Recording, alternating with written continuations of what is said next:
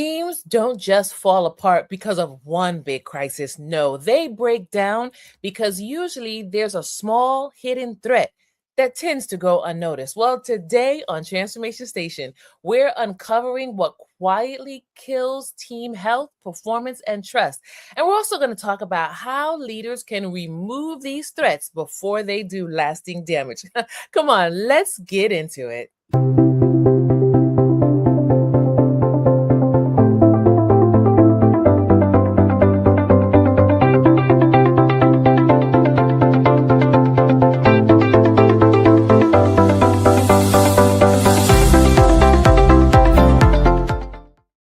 Welcome back to Transformation Station Leadership Podcast, where leaders grow with clarity and resilience and impact. I'm your host, Adrienne Benton, and today's episode is a must listen for anyone leading people in today's high pressure, fast moving workplace. Now, we know that many teams, they appear to be functional on the surface, but underneath the surface, listen, that's what we're going to talk about today. Before we get into this conversation, I want to say thank you to you because you have been an amazing community. And because of that, we've been celebrating for a while, and it's time to celebrate one more time. Are you ready? All right, listen, I know you are. What are we celebrating? We're celebrating the fact that you allowed us to cross over the 4,000 podcast download milestone.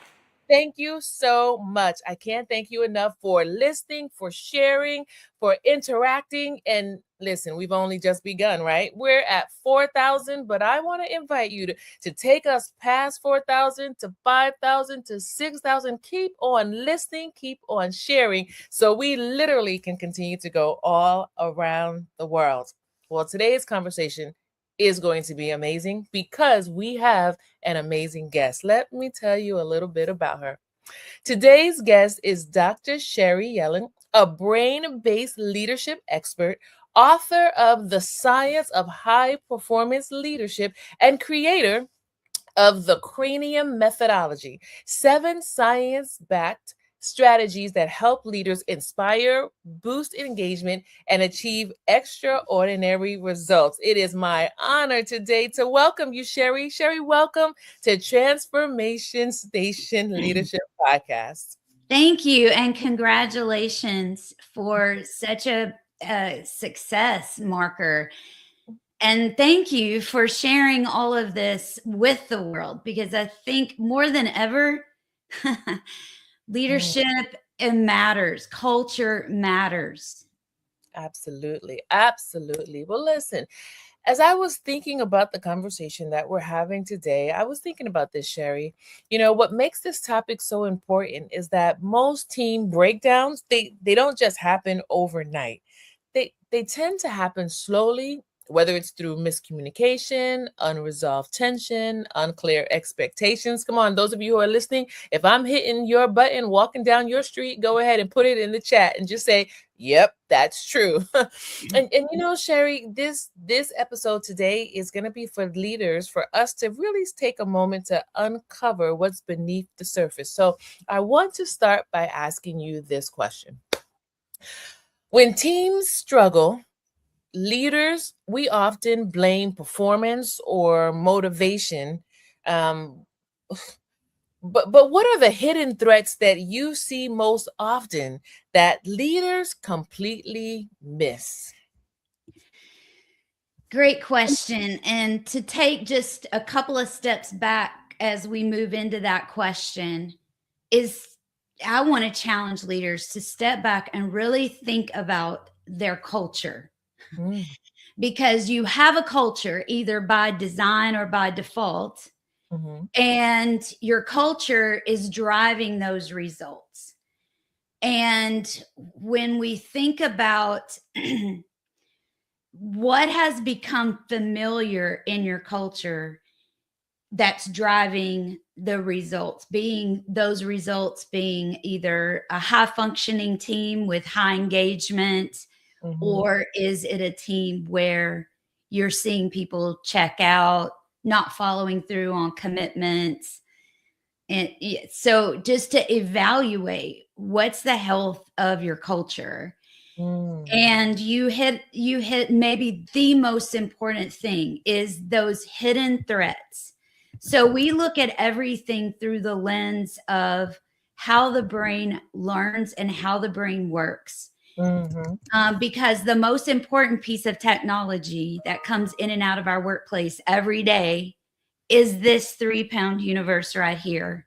And most people know more about how their phones work than how their brains work. And so when you take a look at the most important question your brain is always asking is, am I safe? So your brain has to feel safe. And when threat takes over, and by the way, threat will always win, right? It will always trump those results because your brain is craving safety.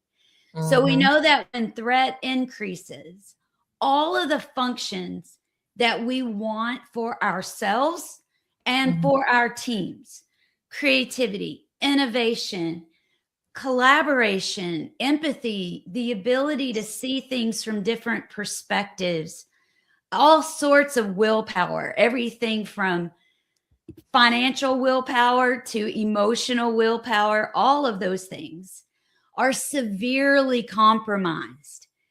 So I just want to give some characteristics. So to help you evaluate your culture, are you seeing people who are self-motivated and they follow through and they're bringing forth ideas and they're collaborating and they're highly engaged? Would you say that's more characteristic of your culture? Or are you seeing people who are defensive or they shut down, they're quiet, they're not contributing? They sometimes get overly committed to being right. Is there division, us against them kind of mentality?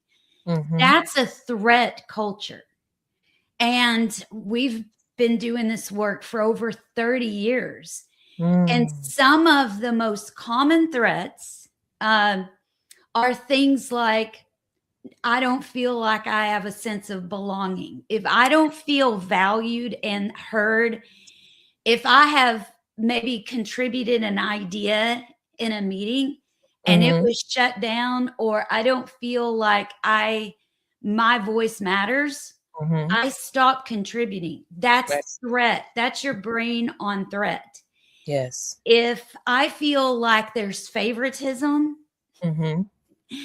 and then I no longer, you're not seeing that collaboration. You start to see silos. That's your brain on threat. If I feel like there is,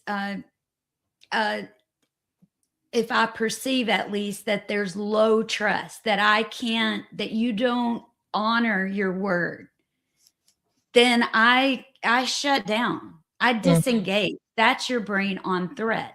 And the interesting thing is there's some specific characteristics of the threat that we're talking about, because not all threat is negative. Some threat is motivating and it causes us to prepare, or whatever. But the negative threat that we're talking about usually has 3 distinct characteristics. There's some level of uncertainty or confusion. I don't feel like I have a lot of agency, a lot of control, or a lot of choice and voice. And then the third characteristic is I'm anticipating some kind of negative outcome. And so a lot of situations trigger one or all 3 of those. Change, if I feel like I can't trust you. Favoritism is another. Unclear expectations. Yes. And this need for social belonging. So there are a lot of situations that can trigger those 3 characteristics. So as leaders trying to identify what are the threats that are impacting our results? Yes. Really pay attention to, where is there a lack of clarity? Mhm. Where have people, or at least they feel like they don't have a lot of choice and voice? And where have they, in their mind, gone to some kind of negative consequence out of this? Mhm. That leaders can work with those characteristics. So, for example, if it's confusion or uncertainty, that's why clarity is so important. The Yes. and here's why. Mhm. Or if it's a lack of choice or voice, involving people where you have an opportunity to involve them. And Absolutely. yeah, and then if they're seeing a negative consequence that comes out of something, let's say it's even just a change like implementing new technology. Our Mhm. job as leaders is to continuously share the vision of how this is going to positively Mhm. impact. What's the win in this? I That's love on us to provide those things. I love that. I love that. So here in Transformation Station, we always give our listeners and viewers an opportunity to pause and to reflect. And Sherry has just shared with us really like a masterclass, lots of wisdom right now as we're looking at identifying what are the hidden threats and then going from beyond identifying to really looking at the impact. And we're going to talk about that in a moment. And as you were talking, I was thinking about this best practice, which says lead below the surface. Great Mhm. leaders don't just manage tasks, they monitor culture. And you talked about that word culture multiple times, right? And you shared with us, so that means regularly checking trust, clarity, emotional load. And those leaders, you're watching, you're listening. I want to invite you right now in the chat, add to that list. What should we be regularly checking and monitoring, right? We're talking about trust, we're talking about Yeah. clarity, we're talking about emotional load. Sherry mentioned to us about team dynamics, and she also mentioned this word change. So, leaders, I'm going to invite you to really not just listen to this for listening's sake, but listen and really ask yourself some serious questions so that you can not just identify, but you can overcome these threats that kill our culture. I want to ask you this question, Sherry. How do issues like unspoken tension, you mentioned unclear expectations, or a lack of psychological safety, how do these issues quietly erode the effectiveness of our teams over time? Yeah, and I think one of the most important things is that culture. And again, culture is really, what do people experience when they are at work? Mm, And it is, it's what's it like to move in, whether it's a virtual or it's an actual office space? What are the norms that mm, have come? And the thing is, culture doesn't stay put. So right. it's not like you can do, a 1 day workshop, let's say, on culture. This Mhm, is something that leaders must monitor all of the right. time. Yes. What are people experiencing? Mm-hmm. And the challenge is, whatever that norm is starts to feel familiar.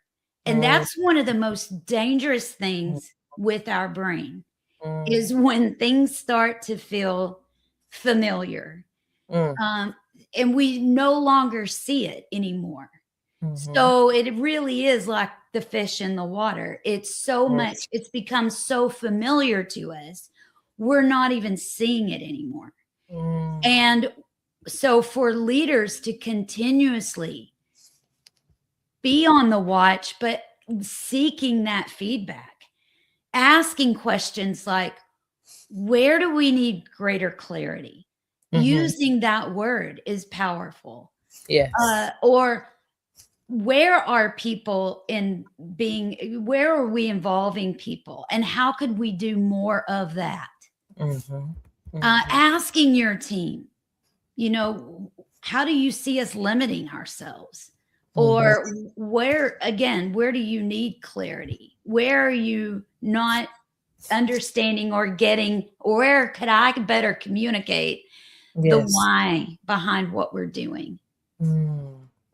It's so important that leaders ask questions. And sometimes we don't ask questions because of, I mean, there's multiple reasons why. Mhm. Sometimes we feel under pressure that we don't want the responsibility of dealing with what we're going to get from the questions. But I challenge leaders all the time. It's like when you ask questions, that's when you really know what's going on with your people, because you're getting honest feedback that's not just your own thoughts and your interpretation. Sometimes what we see is not really what's going on, right? We just see the surface, but we need to be able to ask questions so that we can, as you mentioned earlier, understand the health of our culture.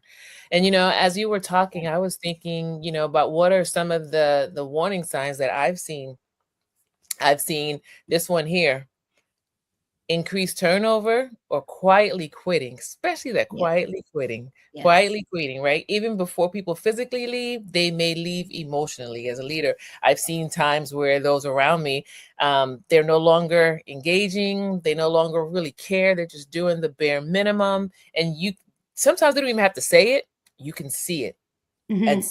sometimes they say it. They may not necessarily come out and say it directly, but you hear the language, the vocabulary that they're starting to use, which is not saying I'm a team player, or I really want to be here, or this is important to me. It's just routine or mechanical. Let's just get it done. It's just a paycheck.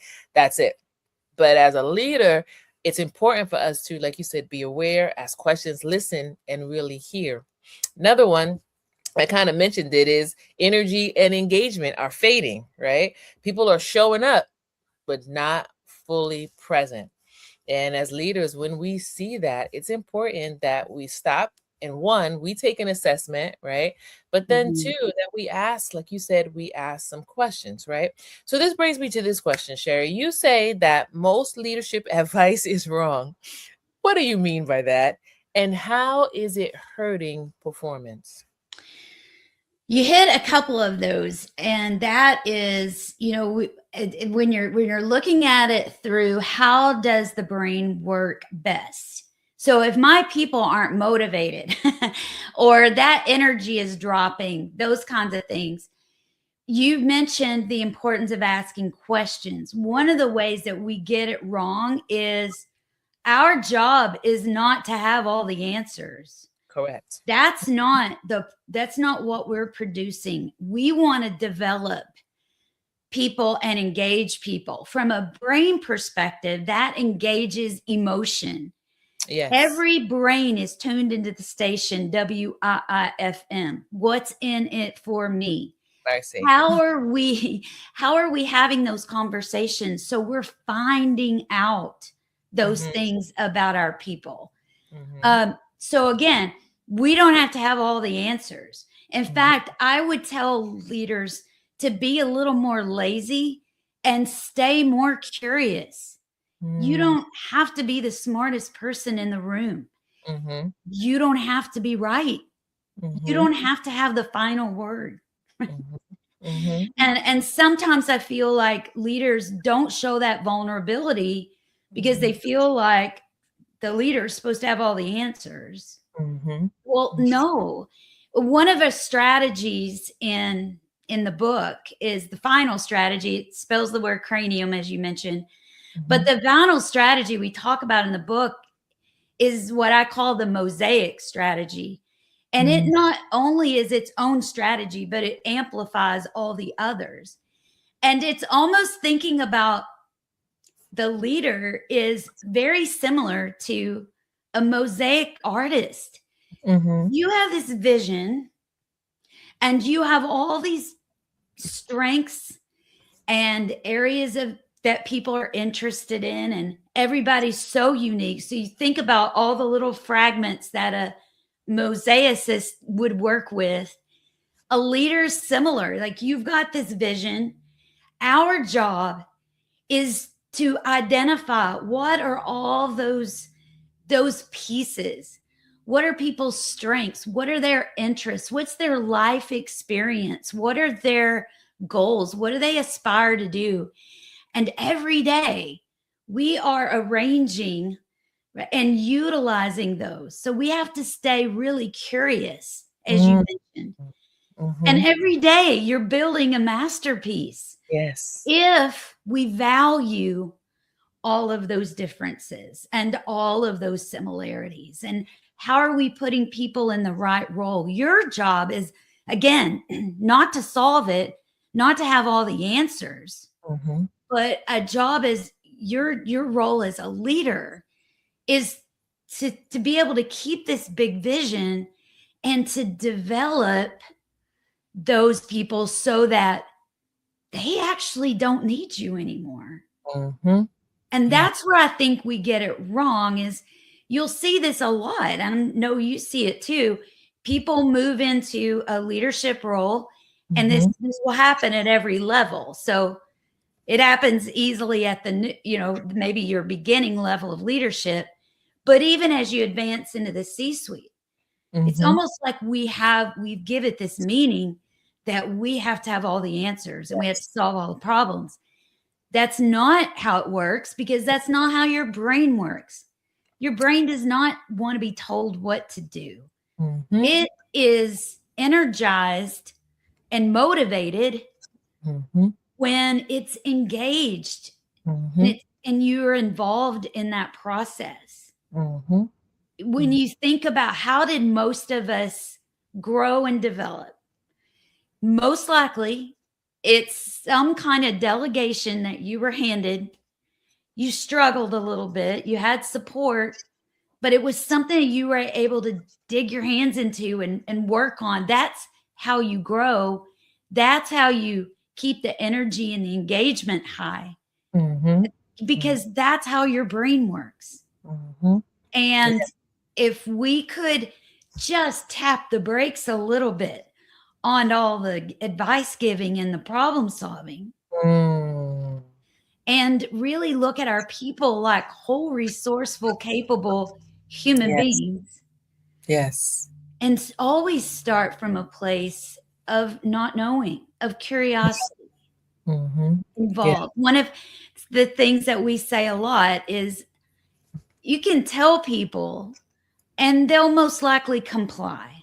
But if we involve people, we gain commitment. Yes. And that's not just touchy-feely, happy-clappy. Okay. That's science. Because information and events are processed first and foremost through the emotional center of the brain. We want to engage emotion to engage motivation and to engage if we want to engage all those amazing qualities around innovation, creativity, problem solving. It works that way. It doesn't work by telling. Yes, absolutely. Leaders, I know you're listening and you're watching right now, and I know that you are finding value in this conversation. I want to invite you to take it from just listening and also get out your notes right now. Take some notes, analyze your culture, analyze your understanding of leadership, building a culture, tap into what we're talking about here about how changes and there are variables that can impact our team relationships, the output, because we're going to talk a little bit about why leadership sometimes fail, but we're going to end on a high note with hope. We're going to end on a high note with some invitations that Sherry's going to give us to be able to get out and lead. So right now is a great point for you to really just pause this video. And if you're watching the replay, pause it and take some notes. And also I want to invite you to go ahead and put those notes, what's resonating with you, in the chat. So Sherry, let me ask you this question, right? Why do 58% of leadership programs fail? And what should we be doing instead? Talk to us. A few reasons. One goes back to the interaction. So it's so important that we are involving people in different ways. So 4 key characteristics that you want to look for in your leadership development. One, really great content, right? You want to give people what I call evidence-based content, proven tools content. A second important component is that there is a community aspect to it. So cohort-based kinds of learning give much better results because you're giving a group of people a shared language, a shared experience. They're learning and interacting and becoming a little bit more vulnerable with each other. And so that gains momentum. A third important component is not only the group time, but one-to-one time. That's the value of working with a trained leadership coach. That's the one-on-one where the accountability really sets in. So if I am in a leadership development experience and I've learned something, we've talked about how we could use it as a group, but that one-to-one coaching is now, how is Sherry going to integrate that into my leadership style and what feels authentic to me? Yes. The fourth important component, though, is in the same way I can't brush my teeth once and expect to never get a cavity. We've got to look at leadership development as ongoing. There's no one-day workshop. There's no one and done. You're never done when it comes to developing as a leader. And so it's important that we're looking over time. The brain takes time, a lot more time than we ever really imagined, to learn, and especially to start changing behaviors and beliefs. So you want to take a look at, is this over a period of time? I'll say for us, none of our programs are under 6 months. Okay. You're not going to see a shift. You're rewiring in many ways. You're rewiring years of habits, beliefs, all of those things. Yes. The brain takes time to do that. Yes. And the worst predictors of how long it takes for the brain to learn, the worst predictors are subject matter experts. Mercy. They severely underestimate how much time it's going to take for someone to learn a concept, but definitely when it comes to behavior change or adopting a change. There's a lot in our world that can be automatic and we can make it cheaper, better, faster. The brain is not one of them. It takes time. Takes time, yes. And that may be one of the most important reasons why training happens and you don't see the results. It's because the brain takes time for sustainable change to happen. And you know, that word time right there. So as you were talking, I'm thinking about the fact that many people are operating in pressure-filled environments, right? Many leaders, they are under the gun for metrics, get that mission completed. And, you know, as I can almost see, you know, a leader that's listening and like, man, you know, Sherry and Adrienne, this is I would love to be able to do this, but the environment that I'm in doesn't always lend itself to developing people and having that time. However, I think that what you're telling us really is giving us the foundational keys, right? We can tweak and make adjustments to our environments, but these are really foundational keys that we need to remember. And what's sticking out to me from what you just said is the rewiring of our brain, right? I know they say it takes 21 days for something to become a habit, right? And you've hit on something. These 1 week lessons, 1 week conference, right? They're great to open the door, but if we think that there's going to be a long-term change behavior because of a 1-day conference you had or a 1 week something, that's not it, right? So we have to come back to it. We have to be repetitive. We have to continue to build. And leaders, I'm going to invite you to take this word and make it priority today, and that is patience. Patience. Mhm. I know you're Mhm. in a pressure-filled situation, but patience. You got to be patient and be in for the long haul. I have found, Sherry, in my own environment, that when my team sees me invest, they invest. I can't tell them to invest and then I don't invest, Yeah. right? And we Mhm. model for our people what we want them to hold on to. And when I was thinking about this question, one of the things that when we're talking about why do leadership programs fail is because sometimes we focus on content and not behavior change. I just want you to know. I just want you to execute. I just want you to deliver. And I'm not talking about the things below that would actually cause you to naturally move or make a shift, right? Many programs deliver information but don't create transformation. Leaders leave inspired, then return to the same habit, systems, and pressure. I'm just going to raise my hand. I don't want anybody else to raise their hand or say ouch, but I am. I can tell you, Sherry, I've been a part of programs and conferences, and I felt like, whoa, yes. Oh, this is wonderful. And man, maybe I held on to it for about a day or two, maybe 3 or 4 days. But then old habits begin to creep back in and Yes. it became something that was nice. I put it over here for later on or for that time, but there was no sustainable change. I don't know. What are your thoughts on that? Oh gosh, I want to speak to so many of the things that you just said. Being inspired is not the same as being rewired. Mm, Real transformation happens when we rewire. And mm, as you know, real transformation happens when we shift beliefs. mm-hmm, And mm, as leaders, if you are trying to if you're trying to get your team to act differently, we got to get curious about what are the beliefs that are fueling those actions.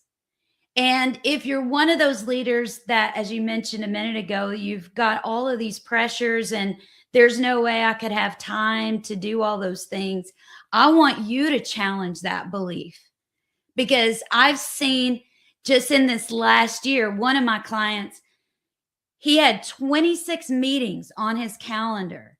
mm-hmm, He's down to 10 meetings. mm-hmm, We've got to challenge our beliefs. And mm-hmm, it's so important that your culture is mm-hmm. a continuously learning culture. Yes. If I could set aside, let's say, this belief of I've got to have the answers and I have to be in every meeting, and if you want it done right, you got to do it yourself. If we could suspend those beliefs Mm-hmm, and instead start involving and developing our people, you get more space, you get more time. mm-hmm, So mm-hmm, challenging those beliefs, mm-hmm. that's where the real transformation begins to happen. I love this. I love this. Come on now in the chat. I need you to go ahead and type in what's resonating with you right now. Because if you're like me, I need to go back and watch this on the replay. It's all kind of great um, ideas and commitments that I want to make following this episode. So, Sherry, let me ask you this. If a leader wanted to remove one visible obstacle this week, where should they start and why? I would say look at your calendar. Mhm. Let's Mhm. start there. Let's look at your calendar. What is one thing, one task that you could delegate? Take it off your plate, delegate. And how you delegate matters. So, really thinking about who could I delegate this to and why? Mhm. Does it align with their interest, their strength? Is it something that they want to aspire to? And so this task would help them get there. Mhm. So being very clear on what winning looks like when you give that delegation. So we're not just throwing it over the fence, but I've gone to you, Adrienne, I was like, and I'm delegating this to you, and here's why. So Mm. that's going to connect with what is you're interested in. You know why you were selected for this delegation. we're going to talk about what winning looks like in this Yes. delegation. I want to be clear on any non-negotiables that I have in this delegation. We're going to talk about the timeline or how I want to be looped in or kept up to date with this delegation. And then we're going to review, how did it go? Because delegation is brilliant in allowing you to develop the people around you, to put all of these things in place, to build on their strengths, to build on their interests, so that you can get some of this off of your calendar. The other thing that you're communicating, when you do that, you're communicating to that person, I value you. You have important contributions to make here. Yes. And so you were really hitting a lot of things. It builds trust. Yes. It gives clarity. I know it gives purpose. I know why my work matters, what it's contributing to. And it also creates this feeling of belonging. Yes.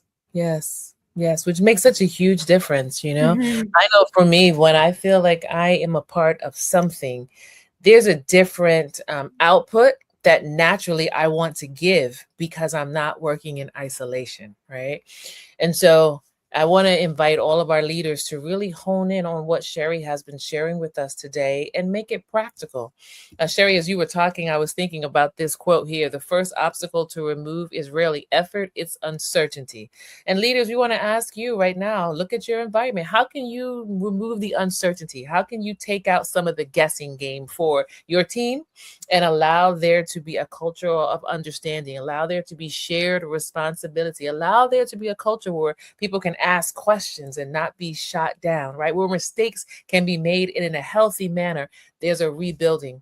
So Sherry, as we turn the corner on this conversation, I want to ask you one last question. Here it is. If a leader could make just one change tomorrow to see an immediate positive shift in the culture, what would it be? It would be a change really in your belief about your role. And I want to offer this. I really want these leaders to sit with this question. Do you want control or do you want growth? Because the reality is we can't have we can't have control and growth in equal proportion at the same time. And if it is you want control, then keep solving everybody's problems, be the smartest person in the room, have to double check everybody's work. And if that's what you want, then that's great. But don't choose control and expect growth. They don't go together. If I want growth, that means I'm asking more questions, I'm involving, I'm delegating. I see my job to develop the people around me. And that's a really powerful question that we need to ask ourselves a lot.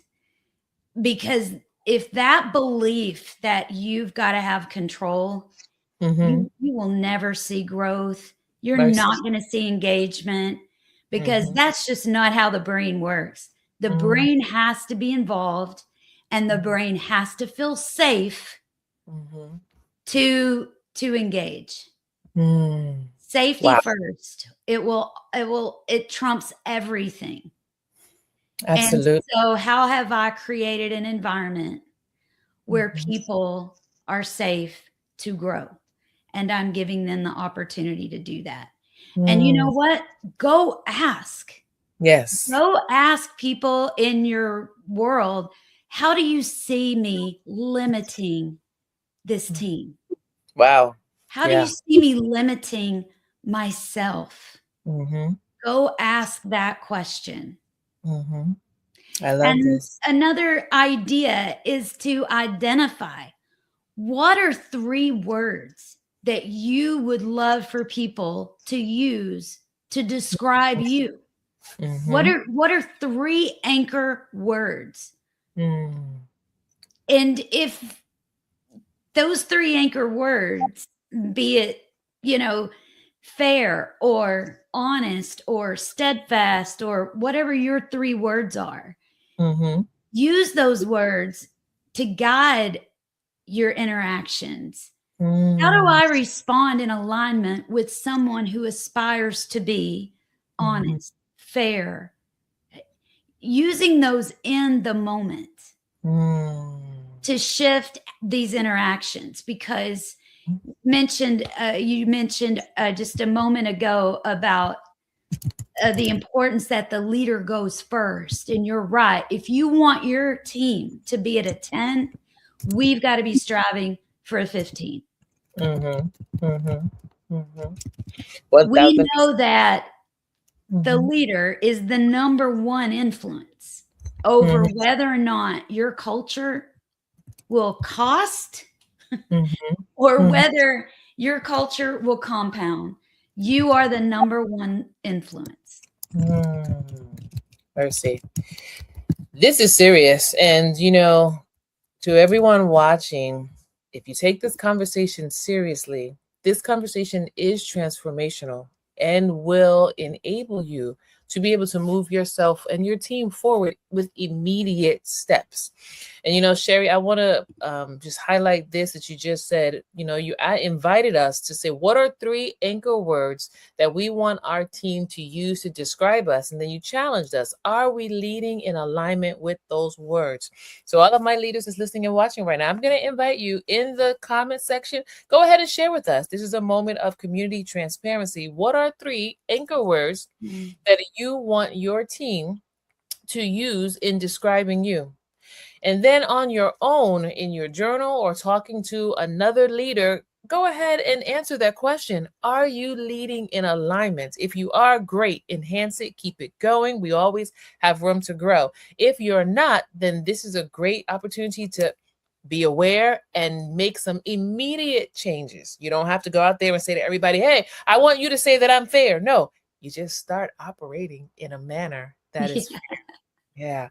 Sherry, this has truly been a masterclass. Like, this has been amazing. And I really believe that we have only scratched the surface on this conversation. So I'm telling you right here in front of everybody, we are going to invite you back again because there's so much more to unpack here.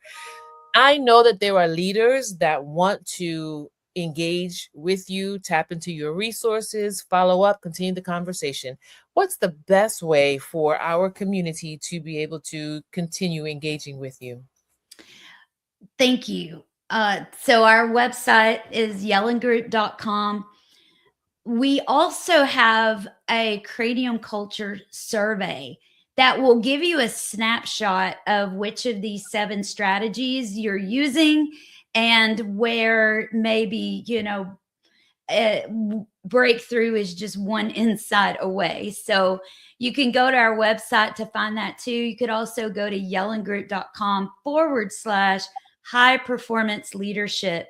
There are endless resources that we've put there that go with the book, that are in addition to what's in the book. But the cranium culture survey can also be found there. So a couple of different ways that you could just, do a check-in right now, because we got to look in the mirror before we look out the window.